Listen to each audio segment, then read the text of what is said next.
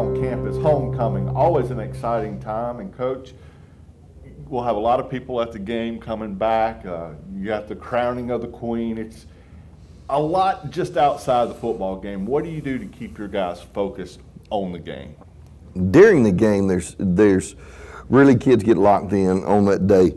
Your biggest focus and worry as a coach is throughout the week. Right. Is the practice time when you're practicing and other kids are building floats or they're worrying about the parade or a party. Right. Those are the things that affect you, and so it's a very tough week as a coach to battle those distractions and try to get them to lock in. And it's not so much, like I said, it's not so much Friday, it's the Monday through Thursday. Exactly. As a coach and as a player, when we kick off, is there a different feel because it's homecoming, or is it just another game? It's just another game, to be honest with it. As soon as the ball's in there, actually, by the time you get out there to warm-ups and all that kind of stuff going on, you hate to say it's just another Friday then. You got to play a ball game. It's a division game. You need to win.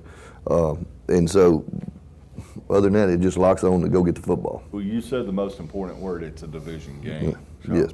Coming off a tough loss last week, 24-14 to Olive Branch, just couldn't find your rhythm, momentum, but you got a lot of guys out sick too. We had several out sick. Well, so my hat's off to them. I'm going to be honest with you. Talent-wise, I think they're probably the best. They are the best defensive team we've seen, and that's taken West Point and some of those others. Things were very hard to come by against that Olive Branch team. Number 99, the young sophomore D lineman, maybe the best player in the state of Mississippi, and you're hearing now from a lot of college coaches that think that he is probably the best player in the state of Mississippi. So we had our hands full with him.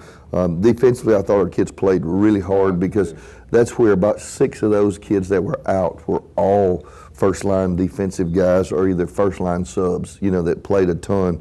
So I was really proud of the way that guys went in there, even had an old lineman or two that had never played defense that went in and did a job for a few downs.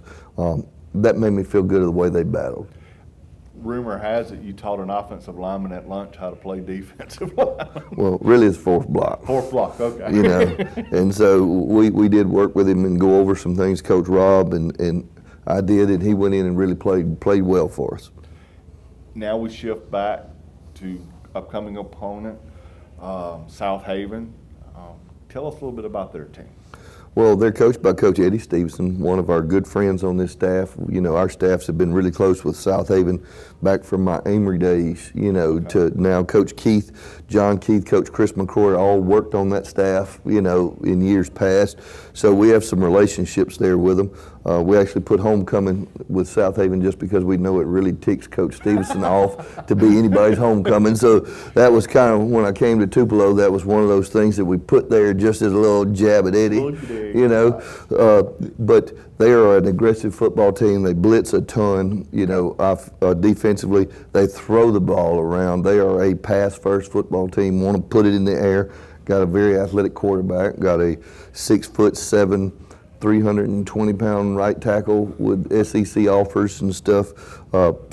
Then 2 really good Division I corners. One's committed to Ole Miss, about 6'1". So, they play a lot of man coverage with 2 guys that they believe will be playing man coverage at the next level.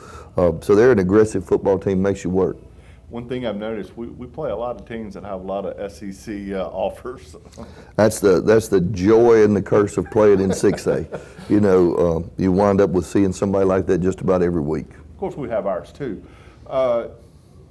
Let's talk about the defense from last week. Like you said, we were down a lot, and those guys really played hard. And we had some turnovers offensively that put them in a hole early too. Right.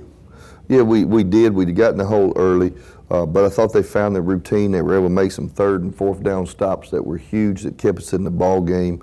It's one of those things that football, I was taught years ago it comes down to 3 plays, and you just don't know when those 3 are going to be made or how they're going to be made. And so you could take that ball game with a 24-14 game and say that 3 plays could turn that ball game either way.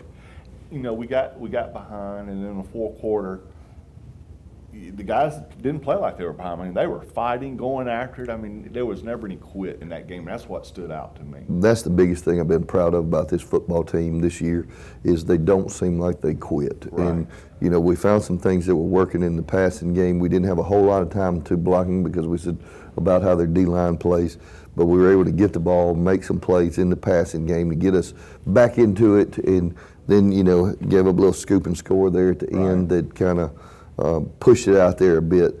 But overall, our kids fought valiantly. This week is a little different, not only the fact that it's homecoming, but due to weather situations that we're expecting on Friday night. We're playing on Thursday. How does a short week affect you? What do you have to do different, or do you do anything different?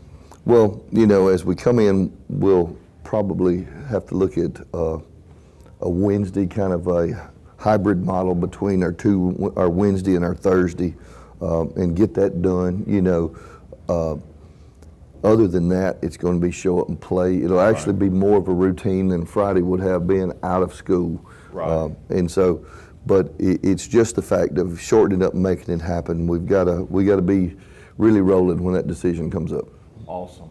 Well, Coach, best of luck Thursday night, and get back on that winning track. We're 1-1 in division play, 2-1. We're right there in the hunt. That's just where we want to be. Exactly. For Gridiron Takes, I'm Greg Ellis with Coach Hammond. We'll see you next week.